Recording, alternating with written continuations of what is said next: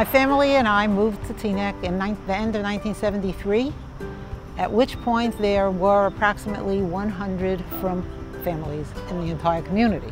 I moved here with my parents. My parents moved in 1960, and I didn't have a choice. It really was a situation where you pretty much knew everybody in town by first name. Everybody knew everybody. When you walked in the street on Shabbos, if you said Good Shabbos, you knew who you were saying Good Shabbos to. There was absolutely nothing to be purchased around here in any supermarket or anything which was kosher. There was nothing here. Actually, a pizza shop we had, we probably came here before pizza and Chinese food. It was really we were chalutzim, you know, there was swamps we were cleaning. 1968, 69, Ruben Ewitz opened up the Judaica house on Queen Anne Road, and on Thursdays and Fridays he imported challah, and that was about the first thing that was available in the community. There was a mikveh in Washington Heights, there was a mikveh in Union City. There was no mikveh in all of Bergen County. I don't even think Passaic had a mikveh at the time. So basically, some people went to Muncie. It was a long haul. We approached the Power Center in Teaneck, which was the Jewish Community Center, which was Rabbi Washer was the head of it. It was a conservative shul. So the people said, in order for this community to grow, we need a mikveh. And we finally wound up in a discussion with Rabbi Judah Washer, who was the rabbi of the Jewish Center here in Teaneck. And at that time, I believe it was Matty Feldman, who was the mayor of the township, who subsequently became a state senator. At that point in time, Frank Hall said, I'll try to sell you some land from Teaneck, which was this area over here. They actually offered us something like 6 or 7 lots, each lot $25,000. We didn't have the money. We were in late 20s, early 30s, small community. So I said, we'll buy a lot and a half, which cost us $22,000, $26,000 at the time. We started in about 74, 75 with construction and planning, and the mikveh was completed in 77, and we had the Chanukah Habayit and on Hanukkah of 1977. We had neighbors who opposed us. We had the first construction of the wall was knocked down. We had bomb threats. We had some slurs. I had some personal threats. In spite of all that, we worked our way through it, and we built the mikveh. Many factions of the town community did not want this to happen. They were afraid of the direction that the Teaneck Jewish community was going, and as a result, there was much opposition. There was lack of ample parking to provide the space to be used for its purpose. And as a result of that, Rabbi Siegel, who is the rabbi at Temple Emeth, which is standing behind us, that has an Orthodox background but is a renowned Reform rabbi, argued that pluralism is necessary, and that as a result, to do the right thing was key to his purpose and his direction. As a result, with the board's backing, he spoke at this same zoning meeting and stood up and requested that we all do the right thing. And then with that in mind, with his council and board in approval, ample parking spaces were allowed on the property from Temple Emeth to provide for the ample expansion of this mikveh. People got together. I remember right here again in the parking lot when they started putting up the mezuzah. It was a big community event, and really people rallied around the mikveh at that point in time, where again everybody was involved in it. It was a true community type of endeavor. Construction-wise, we had some challenges. We had first the contractor went broke, and we became our own contractors. Dave Liu stepped in as a fantastic individual. We miss him dearly. One of the pillars of the community, helped build a number of institutions here. Dave was the everyday builder. I was here every day. My son, Ellie, at that time was 4 years old and 5 years old. Made me come here every day during the construction over the course of a year and some change, to the point where the builders had made a hat for him, a hard hat, with Ellie on it, so that whenever he came in, they put the hard hat on their little mascot. There were a lot of kids involved. It was a community involvement, and parents got involved and they got their kids involved, and families were just involved in making the mikveh work. There were several innovations, some prompted by necessity and some we thought we'd just include, such as the Keli Mikvah, a Keli Mikvah that would be accessible at all times. If you remember the old Keli Mikvah, it was about a 12 or 14 foot drop The Kayla Mikvah originally went down 12 feet. I don't know if it was a design flaw or something, but it went down very deep. Mike Rothschild and I would share the responsibility of going and getting these dishes. So he would be the one on the top holding the garden hose, while I would be the one in the water breathing through the garden hose and collecting all the dishes.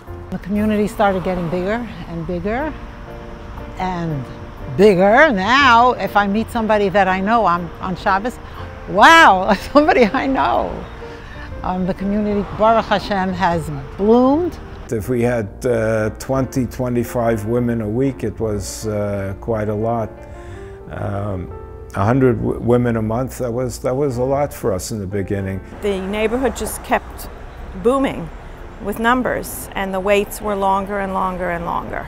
A mikveh that was built to handle, I believe we were told it was built to handle something like 30 to 40 women a week, was now handling 30 to 40 women a night. And it had been talked about for quite a while that it was time for an expansion. And so Miriam Greenspan really ran with it and started the fundraising and started the committees. And here we are today. Rabbi Brzezinski told me to contact Dave Liu.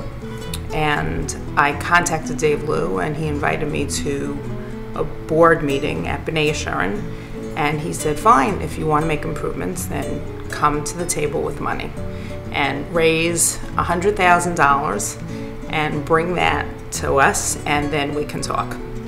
So it's sort of ironic at this point. What happened was, it must have been that week, there was a community bat mitzvah. And it happened to have been Ilana Katz, who was the daughter of Tammy and David Katz. And I walked around that bat mitzvah really schnorring from all my friends. And I was asking for large sums. I said, if I can get 10 families to give me $10,000 each, then we would have $100,000. And a testament to our community, I walked out of that bat mitzvah and I had raised $100,000.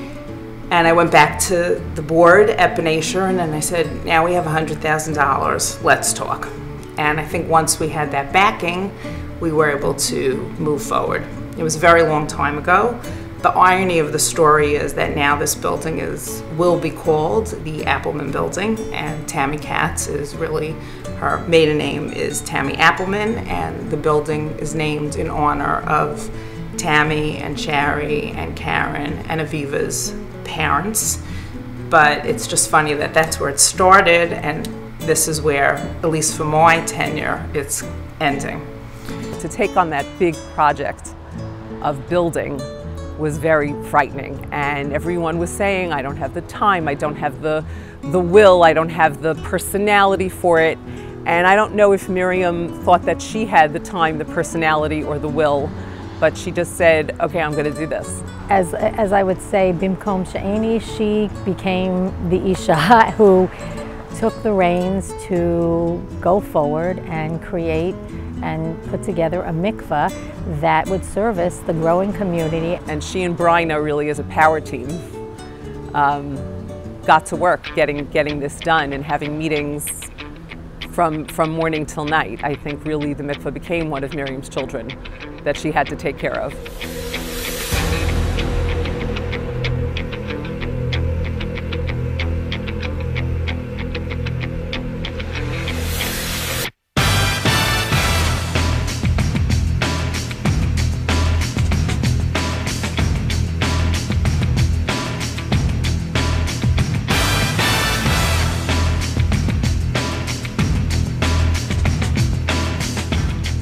My mom started working for the mikvah the same time that I was bored.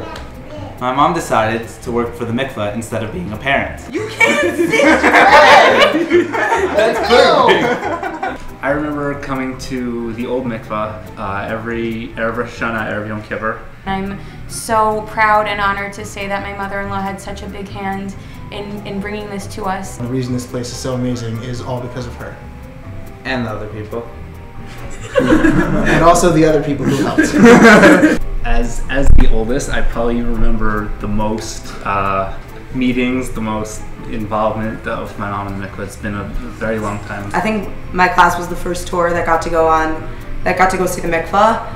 And I just remember my mom was like so proud that she was able to show it to my class. She like made a point of being like, my daughter Michal is in this class, and I was like, this is so embarrassing. But it was actually like a really special moment for me because I saw her put so much effort into the mikvah and spend so much time just working on it and making sure it would be amazing. And then, you know, we brought my whole class here and everyone came and like everyone was just in awe of how beautiful it was. And I was like really able to show that this is what my mom was doing and this is what she was working on and what she gave back to the community. Early on, Miriam had a vision of the impact that a stunning spa like Teaneck Mikvah would have. She worked tirelessly for years to make that vision into a reality. I feel like a second goal that Miriam had in mind was to include as many different women as possible in the process. She didn't want the mikvah just to belong to a few people. She wanted it to truly be a community mikvah that we were all a part of and that we all had a part in the creation. The transition between my wife and myself and the new crew that came in was very, very smooth. Miriam and her crew have taken this mikveh to a whole new plateau. And I always feel, and I tell people, that this mikveh is a true Kiddush Hashem for our community. It's beautiful in its understatement, and I'm sure everybody in the community appreciates what Miriam and the others have done at this point. Welcome to the Teaneck Mikvah at 1726 Windsor Road. This is our reception desk, so when our patrons come in, they come through our front door, and we have a lovely receptionist staff that greets them. Once she has been assigned to a room through our computerized tracking system, she walks down this elegant hallway to her room. We have 18 preparatory rooms, of which 2 are stall showers only, and the other 16 are full baths. Each of the bathrooms comes fully equipped with toiletries, towels, and a robe, and all the supplies one may need to prepare for immersion. There is an assistance button if help is required, and once ready, the patron pushes the ready button and is greeted by a mikvah attendant who escorts her to the mikvah. Each kala receives a bouquet of fresh flowers as a gift from the mikvah. Our shomeret ensures that this first mikvah visit will be comfortable, warm, and relaxed. The Teaneck Mikvah has 4 mikvaot with the bracha and Yehi Ratzon beautifully inscribed on the walls. One of the 4 mikvaot is equipped with a unique system that makes it handicapped accessible. A special chair is wheeled in and connected to the unit. The railings are removed and the woman is lowered into the mikvah while seated. The chair allows her to be completely immersed in the mikvah. Not many mikvaot have this handicapped accessible feature, and we are very proud to be able to offer it. The Teaneck Mikvah is completely self-sufficient. Our laundry room is fully equipped with commercial-sized washers and dryers to accommodate the large volume of laundry we generate nightly.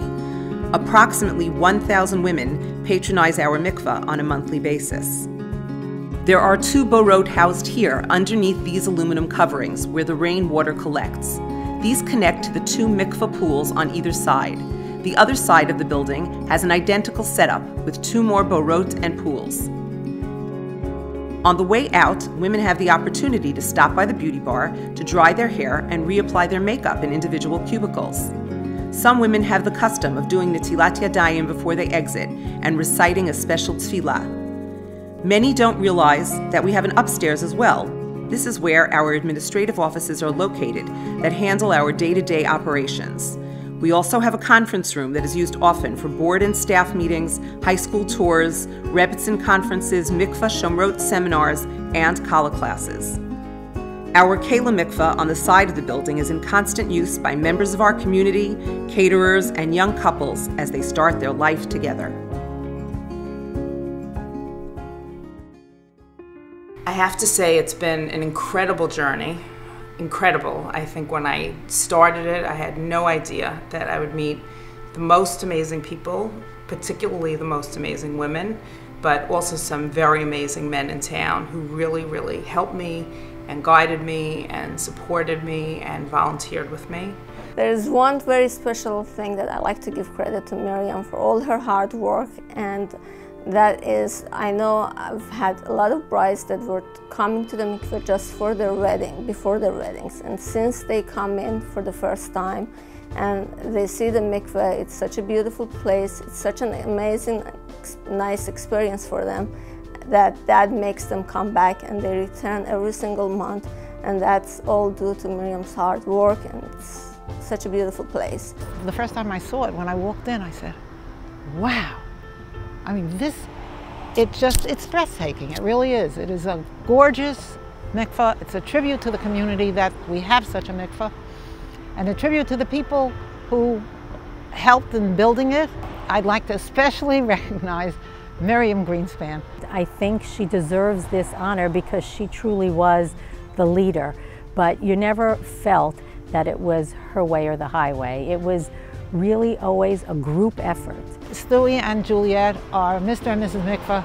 Well, she is the queen of mikvah. That's good. I like that. Miriam always promised the women, especially our board members that live on the south side of town, that as soon as this mikvah was up and running, we would start working on a Friday night mikvah. And we're pleased to say that it opened in February of 2014. And to date, every Friday night and every Yom Tov night, the mikveh has been used. So obviously, it's something that was very well needed. At times, there could be 30 or 40 women sitting in Miriam's living room. And every idea, every thought, whatever anybody had to say, Miriam listened with patience and compassion. One such thought actually was the satellite mikveh that was later built on the south of Cedar Lane side, across the street from the Teaneck Jewish Center. Finally, about 6 months ago, it finally came to fruition. Hi, welcome to the Friday Night Mikvah, also known as the Sterling Place Mikvah, the south side of Teaneck Mikvah. Please come and join me. This is our waiting room. The mikvah has 5 preparation rooms and 1 mikvah. The preparation, we have a handicap accessible room, which is over here. More preparation rooms. And the mikvah itself. This is not just the south side of Cedar Lane or the south side of Teaneck or the Friday night mikvah for this part of town. This is part of the Teaneck Mikvah Association. This is a one mikvah community. Miriam was the impetus for keeping it that way. So much so that some of the leftover materials from the Windsor Road mikvah were used in the building of this mikvah. The tiles are the same, the bracha on the wall is the same. All the materials that were there are materials that are used here. And this was also a way to show the cohesiveness of this one mikvah community. Well, I think the most important thing to say really here is that the mikvah is built and it's beautiful, but we still need to raise money for it. We still have a lot of debt and we have a lot of things that need to, a lot of fundraising needs. It's the way that it's supposed to be, that the mikvah is a showcase for the dedication, for the position that the community holds this mitzvah to be in our community. Miriam spared no effort. From the very beginning, she and her team, Bryna and Elisa, and of course, Ellie's tremendous involvement. I have no doubt that there'll be many people who will be using the mikveh, who otherwise would not be doing so. And Miriam and her team will be bringing Taras Mishpacha and peacefulness to so many families. We pray that Hashem blesses all those who support the mikveh, and we pray that HaKadosh Baruch Hu gives great blessing, so richly deserved, to Miriam and to Alan and to all their children, and they should always be able to take great pride in an unbelievable accomplishment, in an accomplishment that will serve our communities for so many generations to come. Now, hon, I could tell you what I really wanted to say. Don't worry about the kids. Despite what Rami said, nobody suffered for what you did. And in fact, I think all of us really grew and really learned so much just watching you all these years. You had a dream 22 years ago, and you went with it. And I think most people, including me, would have woken up after 5 or 10 years and said, get me out of this nightmare. But you just woke up, usually at 3 or 4 in the morning, sent some emails to Rabbi Newberger or to Bryna or to Ellie or the contractor, and you went right back to bed and kept on dreaming. And now your dream is a reality, and I think it's bigger and better than you ever thought it would be. And I think the whole community of Teaneck so benefited, and you really changed the face of the town. So when everybody comes over here tonight and says thank you, just say you're welcome. I know, the kids know, and I think by now tonight, everybody here at the dinner knows that if it wasn't for your dream, your vision, your energy, your poise, your diplomacy, your total package of everything you possess, this never would have happened. Hun, I just want to tell you I love you very much, and I'm honored to be sitting next to you tonight. And one more thing, if you have any more dreams, put them on hold for another year or two. Good night and mazel tov. As many of you know, there's a thing called the ALS Ice Bucket Challenge. Today I put a twist on that, and I did the Mikvah Dunk Challenge. All of you who are watching have 24 hours to either jump into the mikvah or donate money to the mikvah. Good luck.